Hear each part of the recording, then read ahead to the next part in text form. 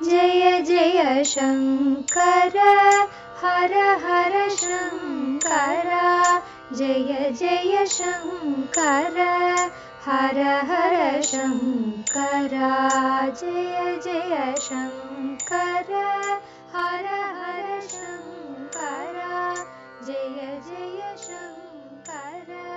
அத்வைத்தம் தெய்வத்தின் குரல் 4ஆம் பாகம். போர் தீர்ந்து அமைதி காண ஆலோசித்து அறிய வேண்டியவை. அதனாலே கொஞ்சம் உங்களையே ஆலோசித்து பார்க்கும்படி கேட்டுக்கொள்கிறேன். இப்போது வாழ்க்கையில் உங்களுக்கு நிம்மதியாயிருக்கிறதா? ஏதோ அப்பப்போ கொஞ்சம் சந்தோஷம் திருப்தி ஏற்பட்டாலும் ஒன்று மாற்றி ஒன்று ஏதோ இழுபறி சக்திகளிடம் மாட்டிக்கொண்டு சாந்தி இல்லாமல் சிரமப்பட்டு கொண்டே இருக்கும்படிதானே இருக்கிறது. ஆஹா என்று அக்கடா என்று நமக்கு கவலையே இல்லை, பயமே வராது, துக்கமே வராது என்றெல்லாம் சொல்லும்படியான உறுதிப்படுத்திய சாந்தியாயிருக்கிறதா? இல்லையோ இல்லையோ? இல்லை என்றுதான் பதில் சொல்வீர்கள். சரி, எதனால் இத்தனை சலனம், பரப்பு, இழுபறி, சிரமம் எதனால்? இதை யோசித்தீர்களானால் யாராலும் க்ஷணம் கூட சும்மா இருக்காமல் ஏதாவது காரியம் செய்து கொண்டே இருக்க தோன்றுவதாயும், இந்த காரியங்களினால்தான் சாந்தியை குலைக்கிற எல்லாம் வந்து சேருவதாயும் தெரியும். காரியமே இல்லாவிட்டால்தான் சாந்தி என்பது 2 4 என்கிற மாதிரி எவருக்கும் தெரியும். எதற்காக காரியம் என்பது அடுத்த கேள்வி. இதை யோசித்து பாருங்கள். பார்த்தால் பலவிதமான ஆசைகளில் எதுவோ ஒன்றின் பூர்த்தியை முன்னிட்டுத்தான் ஒவ்வொரு காரியமும் என்று புரியும். கோபத்தினாலோ மோகத்தினாலோ வேறெந்த உணர்ச்சியினாலோ செய்கிற சகல காரியங்களும் கூட அந்த உணர்ச்சிகளுக்கெல்லாம் அடியிலே மூலமாக பதுங்கி இருக்கிற ஒரு ஆசையினாலேதான் என்று கொஞ்சம் தீர்க்கமாக ஆலோசித்து பார்த்தால் புரிந்துவிடும். சரி, காரியத்தை நிறுத்திவிடலாமா என்று பார்த்தீர்களானால் அது லேசில் சாத்தியமில்லை என்பது தெரியும். பிரகிருதி, அதாவது நேச்சர், ஒருத்தனை ஏதாவது காரியத்தில் ஏவிக்கொண்டேதான் இருக்கிறது என்று தெரியும். அதனாலேதான் சாஸ்திரம் இந்த ஸ்டேஜில் என்ன சொல்கிறதென்றால், காரியம் செய்துவிட்டு போங்கள், ஆனால் ஆசை வயப்பட்டு செய்வதை குறைத்து கொள்ளுங்கள். சொந்த ஆசைக்காக செய்வது என்றில்லாமல் உலக நலனுக்காக காரியங்களை பண்ண ஆரம்பியுங்கள் என்கிறது. உலகத்தில் பலதரப்பட்ட காரியங்கள் நடக்க வேண்டியிருப்பதால் அவற்றை அழகாக ஸ்வதர்மம் என்று பிரித்து ஒவ்வொருவருக்கும் பாரம்பரியமாக ஒன்றை கொடுத்திருக்கிறது. அந்தப்படி பண்ண ஆரம்பியுங்கள். அப்புறம் தெரியும். சொந்த ஆசைக்கு இடம் கொடுக்காமல் இருக்கத்தான் கர்மானுஷ்டானம் சகாயம் செய்கிறதே தவிர அந்த ஆசை எழும்பாமல் அழிந்து போவதற்கு நேராக போராடி ஜெயித்து தரவில்லை என்று.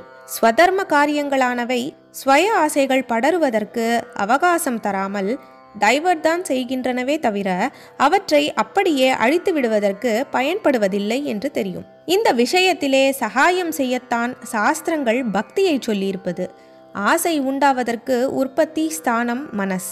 அதை இந்திரியங்களிலிருந்து ஈஸ்வரன் கிட்டே திருப்பினால்தான் நேராக ஸ்வய ஆசைகளை நிறுத்த முடியும். ஆனாலும் முதலில் ஸ்தூல தேகத்தில்தான் ஜனங்களுக்கு தான் என்ற எண்ணம் அதிகம் இருப்பதால் தேகத்தை கொண்டு செய்யும் காரியத்தை தூய்மைப்படுத்தி தருவதற்கே முதலில் முக்கியம் கொடுத்து அப்புறம்தான் சூக்ஷ்மமான மனசை டீல் பண்ணுவதற்கு பிராதானியம் கொடுத்திருக்கிறது. இப்படி 2வது கட்டத்திலே மனசிலிருந்து ஆசைகளை எல்லாம் நீக்கி ஈஸ்வர பக்தி பண்ணி வந்தாலே சம்சார இழுபறி பெருமளவுக்கு குறைந்து பரிசுத்தமான ஆனந்தமும் சாந்தியும் ஒரு கணிசமான அளவுக்கு உண்டாகிவிடும். ஆனாலும் கூட அதற்கும் மேலே ஆலோசனை பண்ணி பார்த்தீர்களானால் இப்போதும் கூட பூர்ண அமைதி இல்லை, சாஸ்வதமான சாந்தி இல்லை என்று தெரியும். பக்தி பண்ணும்போதும் அதிலேயே எத்தனையோ தாபங்கள் இருப்பது தெரியும். ஈஸ்வரன் என்று ஒருத்தனை பக்தி பண்ணுகிறோமே, அவனை உள்ளுக்குள்ளே ஊறி அனுபவிக்கவில்லை என்று தெரியும். அவனுடைய நிஜமான தன்மை என்ன என்று பக்தியிலே தெரியவில்லை. நாம் எதை அவன் தன்மை என்று நினைத்தாலும் அப்படி மட்டும் வந்துதான் அவன் தன்னை காட்டிக்கொள்கிறான் என்று தெரியும். அதோடு கூட இந்த பக்தியில் அவனுடைய உள்தன்மை என்னவென்று தெரியாதது போலவே நம்முடைய உள்தன்மை நிஜஸ்வபாவம் என்னவென்பதும் தெரிந்துவிடவில்லை என்று தெரியும். பக்தி பண்ணும் மனசோடு நாம் முடிந்து விடவில்லை என்பது தன்னை மறந்து பக்தி ஆவேசத்தில் கிடக்கிற சமயங்களில் தெரிந்தாலும் அப்போதும் மனசுக்கு மேலான அந்த நாம் என்ன என்பது அனுபவபூர்வமாக தெரியவில்லை என்றே இருக்கும். இதை பற்றி நன்றாக ஆலோசனை பண்ணும்போது ஆசை போவது மட்டும் சம்சார போராட்டம் தீர்வதற்கு போதாது என்பது தெரியும். பக்தி பண்ணும் மனசுக்கு குறை, தாபம், கஷ்டம் இருப்பது தெரிவதால் மனசும் போனால்தான் யுத்தம் நிற்கும், சாஸ்வதமான சாந்தி உண்டாக்கும் என்று தெரியும். ஞான நூல்களை ஸ்ரத்தையோடு அப்போது பயின்றால் ஏகமான ஆத்மாவை பற்றியும் அதுவே ஈஸ்வரனாகவும் ஜீவனாகவும் ஆகியிருப்பதை பற்றியும் தெரிந்து கொள்ளலாம்.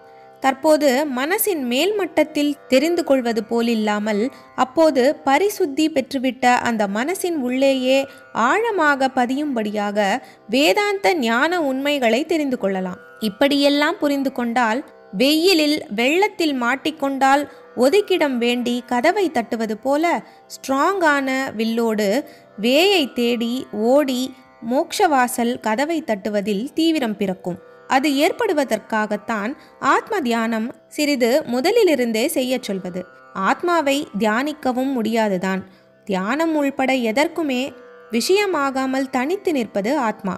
ஆனால் அதை நம் மனசுக்கு கொஞ்சம் புரிய வைப்பது போல் கொஞ்சம் நினைக்க முடிகிறதோ இல்லையோ, ஒரு பாதிப்பும் இல்லாமல் அலையெழாத மகாசமுத்திரம் போல அகண்டமாக கிடக்கும் பரமசாந்த நிலை என்கிற மாதிரி வர்ணித்து பார்க்கும்போதே சம்சார போராட்டத்தின் பாதிப்பு நம்மை தொடாமல் நாம் ஆத்ம ஆகாசமாய் ஆனந்தமாய் இருப்பது போன்ற ஓர் எண்ணம் ஏற்படுகிறதோ இல்லையோ.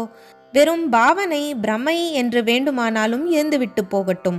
எதுவானாலும் நமக்கு ஆறுதலை தந்து நம்மை சற்று சும்மா இருக்க செய்கிற எண்ணமாக இது இருக்கிற வரையில் உசத்திதான்.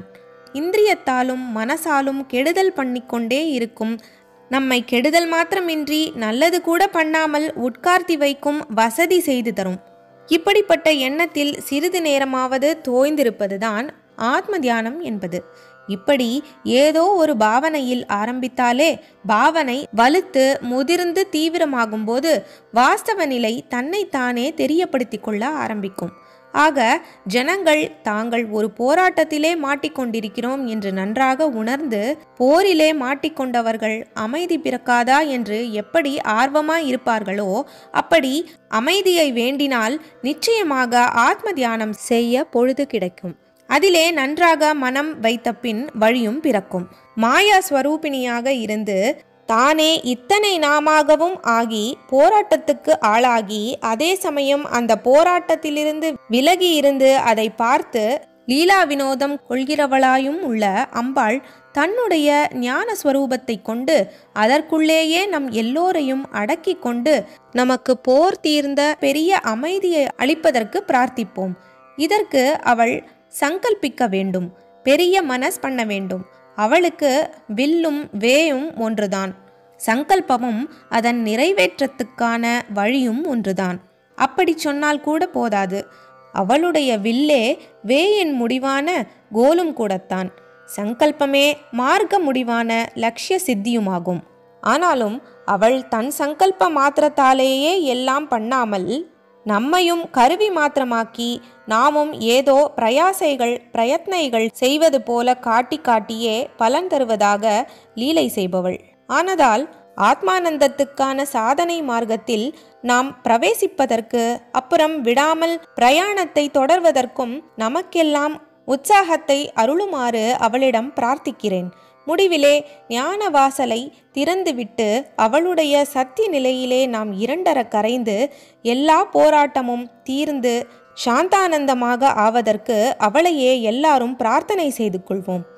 அந்த அம்மா நமக்கு ஊட்ட வேண்டிய பால், போட வேண்டிய பிக்ஷை இதுதான். ஞான வைராக்கிய சித்தியர்த்தம் பிக்ஷாம் தேஹிம் ச பார்வதி. குறிப்பு: ஆதிசங்கரின் அன்னபூர்ணா ஸ்தோத்திரம்.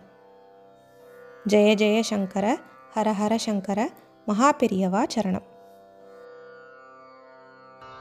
ஜெய ஜெய சங்கர, ஹர ஹர சங்கர, ஜெய ஜெய சங்கர, ஹர ஹர சங்கர, ஜெய ஜெய சங்கர.